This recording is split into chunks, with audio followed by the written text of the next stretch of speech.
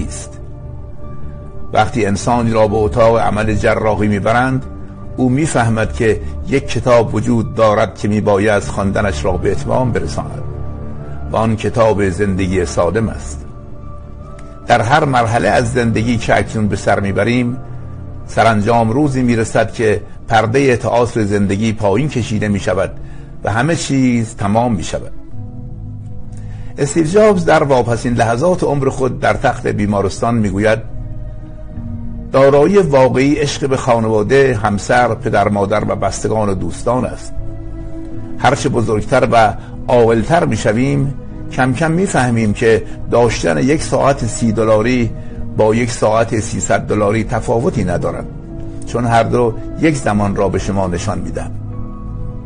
کیف پول $30 داشته باشیم یا $300 تفاوتی ندارد، زیرا هر دو یک مقدار پول را در خود جای میدهند.